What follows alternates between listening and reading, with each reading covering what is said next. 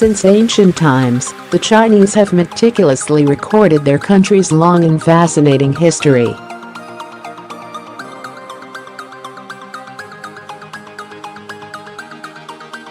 A wide variety of information has been written down and preserved. Thanks to these historians' efforts, China has an impressively well-documented history.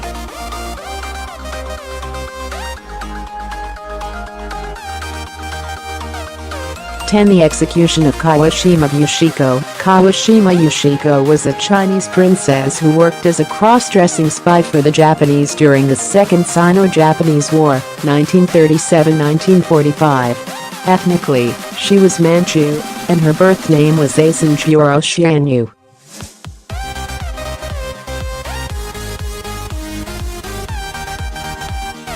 After the fall of the Manchu-led Qing dynasty, Xianyu was adopted in 1915 by her father's Japanese friend, who changed her name to Kawashima Yushiko. Kawashima's life in Japan was a pretty unhappy one. It's said that her stepfather raped her, and she was discriminated against by her classmates for being Chinese.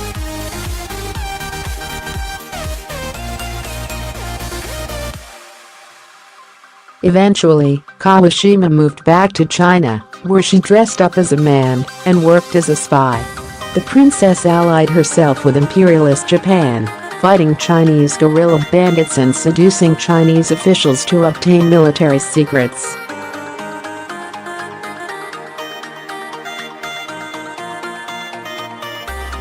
Secrets. Once the Japanese were driven out in 1945, the Chinese arrested Kawashima and shot her in the back of the head for treason. A picture of Kawashima's corpse was printed by Life magazine, but Beijing newspapers reported that the princess had used a body double and escaped.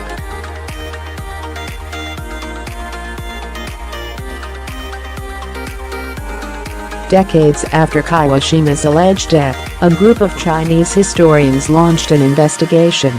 They looked into the claims of two women from northeast China that their mysterious old neighbor Granny Fang was actually Kawashima Yushiko.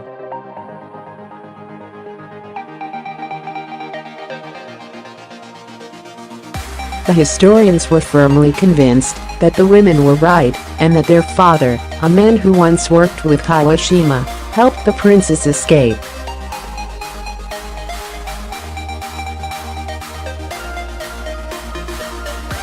The disappearance of Zufu. Qin Shi Huang, the ancient Chinese emperor whose infamous tomb contains an entire army of terracotta soldiers, was terrified of death.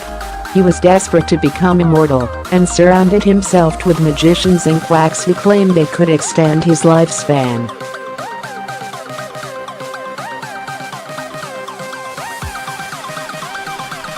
One of these magicians was Zufu, a man who told the emperor he knew where to find the elixir of life.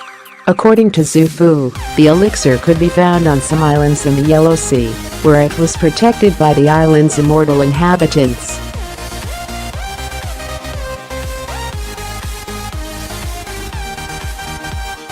In 219 BC, the emperor sent Zhu on an expedition to find the elixir. Zhu also brought along 3,000 virgins, both boys and girls, whose purity, he said, would allow them access to the elixir. Unsurprisingly, Zufu returned to China empty-handed.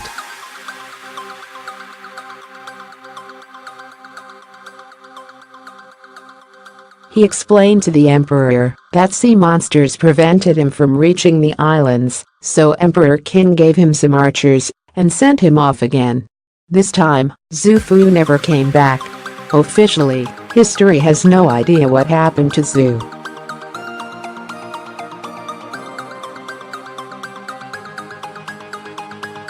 Japanese legends say that he landed in Japan, and historically, Zufu was greatly respected and even worshipped as a god by some Japanese.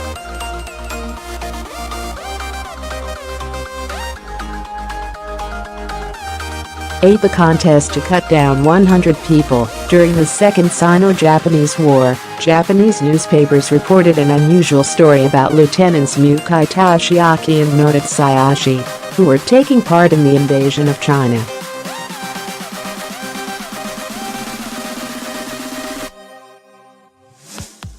In the winter of 1937, the two soldiers were playing a game that required each of the contestants to kill Chinese with a sword. The first man to cut down 100 people would be declared the winner. On December 12, the Tokyo Nichi Shimbun reported that the contest resulted in a draw.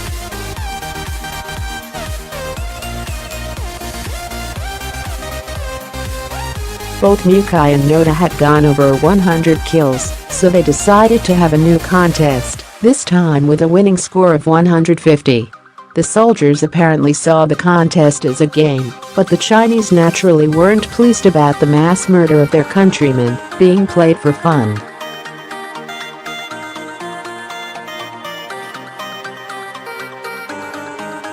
After the war was over, Mukai and Noda were sentenced to death during the Nanjing War Crimes Tribunal.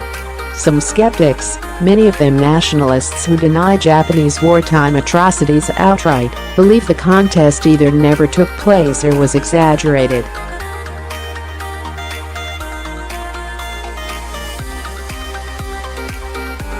Katsuchi Honda, a journalist who angered many Japanese nationalists with his honest post-war coverage of the Nanjing massacre, suggests the latter.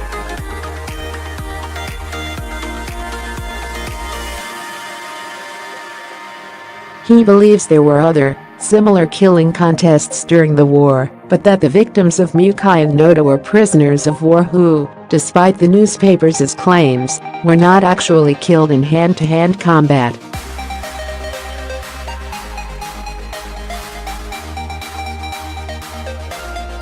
The disappearance of Pengjiamu, Lupner, a dried-up lake in the Chinese province of Xinjiang, is a desert notorious for its extreme weather and ever-changing sand dunes. It's a dangerous and remote place, and that's exactly what interested Pengjiamu in exploring it.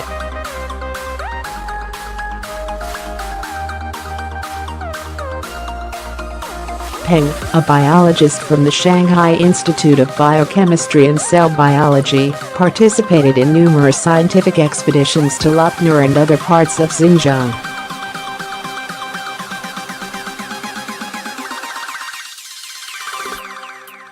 The Cultural Revolution, 1966–1976, stalled Peng and his colleagues in their exploration efforts, but Peng was able to launch another expedition to Lupner in the summer of 1980. On June 17, Peng left the camp by himself to look for water.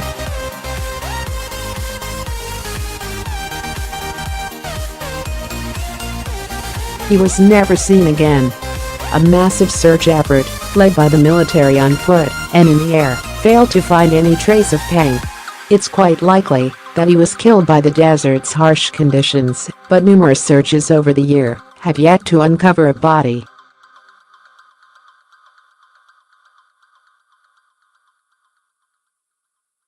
Interestingly, there are rumors that Peng left China for the US.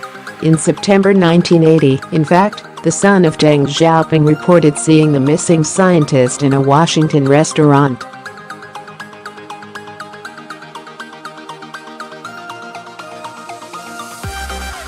The murder of Shan Dong. Despite coming from a wealthy family, Shan Dong was very much concerned about economic inequality and the status quo.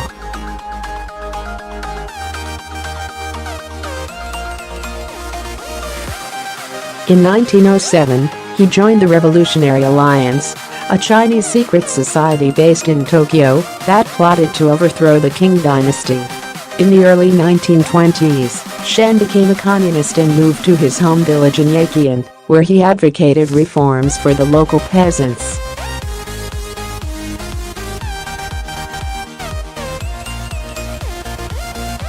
On August 28, 1928, after taking a trip to a mountain resort, Shan boarded a bus for home. When the bus came to his stop, Shan got up from his seat and headed to the front. Just as he was about to show the driver his ticket, however, two other passengers pulled out guns and riddled Shan's body with bullets.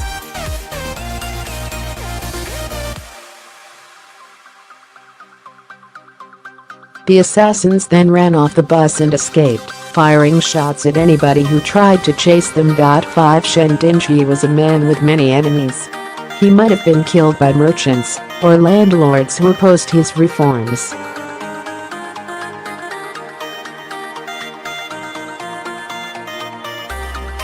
The Communist Party also hated Shan, but so did the Kuomintang, so either of the two parties could have arranged the hit. Countless suspects were arrested and questioned during the investigation, but nobody was ever charged with Shan's murder.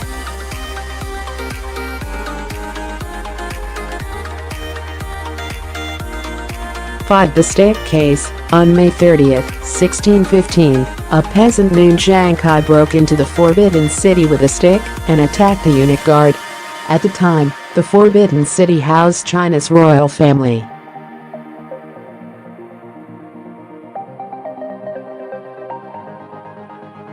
Zhang tried getting into the palace, where Emperor Wanli's son lived, but a group of eunuchs caught him just in time. At first, the authorities suspected that Zhang was a crazy lone wolf.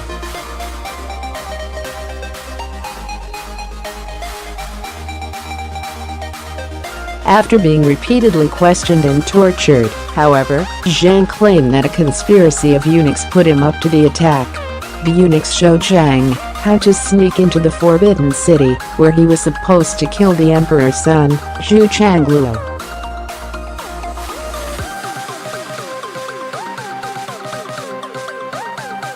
In his testimony, Zhang identified the eunuchs Pang Bao and Liu Chang as the men who recruited and armed him. Emperor Wanli ordered Liu, Pang, and Zhang to be put on trial.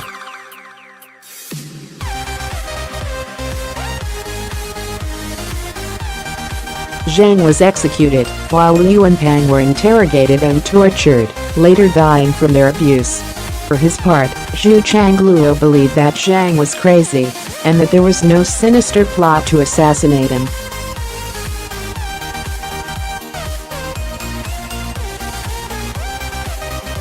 Curiously, Zhu would die under mysterious circumstances 5 years later, after he succeeded his father as Emperor Taichang.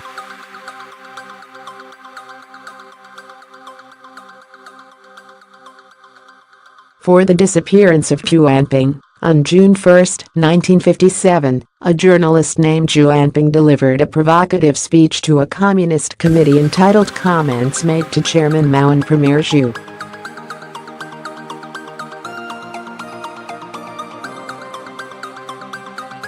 The Communist Party had gained control of China in 1949 and promised to create a free society, but Zhu didn't see much of a difference. He thought the party's rule was similar to the dynasties that ruled China in the past, and likened Mao Zedong to an emperor.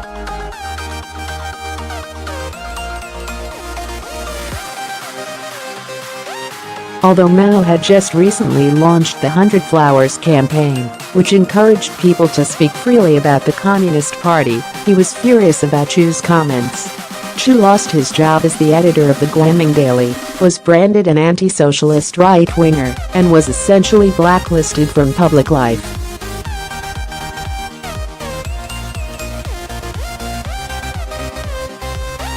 In August 1966, during the chaos of the Cultural Revolution, Zhu was forced to attend a struggle session. He tried committing suicide by jumping into a river, but he survived. After coming home in September, Zhu left again and disappeared.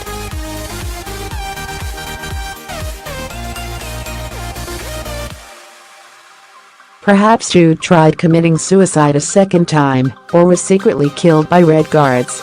Whatever ultimately happened, Zhu's family was given permission to hold a symbolic funeral for him in May 2015.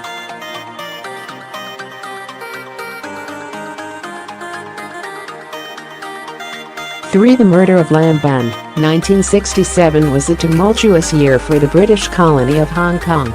Influenced by the Cultural Revolution blazing through mainland China, and unhappy with colonial rule and poor living conditions, leftists set off a series of riots that lasted from May until December.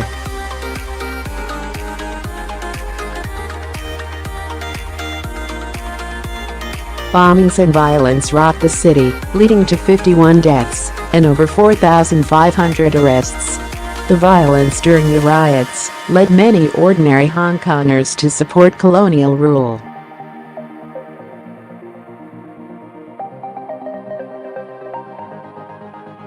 The unsolved murder of Lam Bun, an anti-communist critic on commercial radio Hong Kong, also strengthened public opinion against the leftists. On August 24, Lam and his cousin were ambushed by a group of leftists. Lam's car was set on fire, and both he and his cousin were burned to death.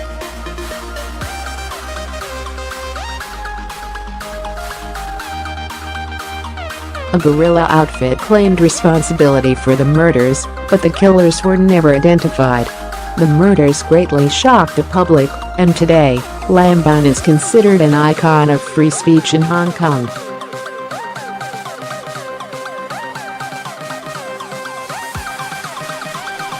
To the murder of Song Jiaran. Along with the famous revolutionary Sun Yat-sen, Song Jiaran was the co-founder of the Kuomintang, the nationalist political party that would rule China between 1928 and 1949.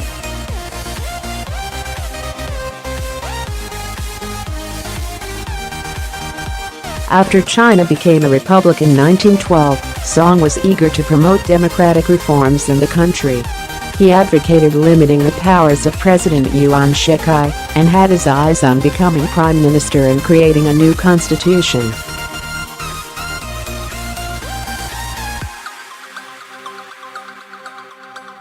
Constitution.O. On March 20, 1913, Song was shot by an assassin and died 2 days later.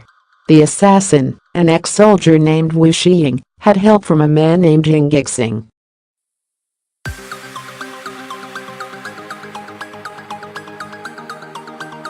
Both Wu and Ying were arrested, and a police search of their homes revealed that the men had connections with Yuan Shikai and 2 other high-ranking members of the government.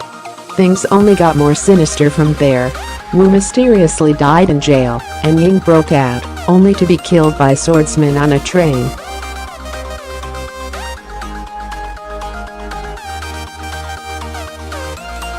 Though Song Jiaran's murder was never solved, most historians believe that Yuan Shikai was involved in some way with his assassination.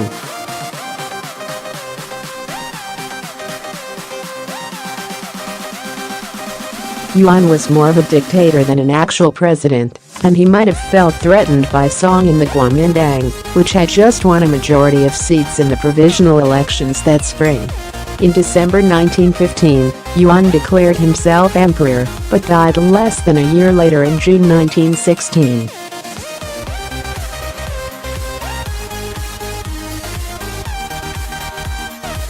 On the death of Emperor Jianwen, in July 1402, the Ming capital of Nanjing was invaded by the emperor's own uncle, a prince named Zhu Dai. 3 years earlier, Zhu Dai accused his nephew, the young Emperor Jianwen, of being corrupted by the influence of his ministers.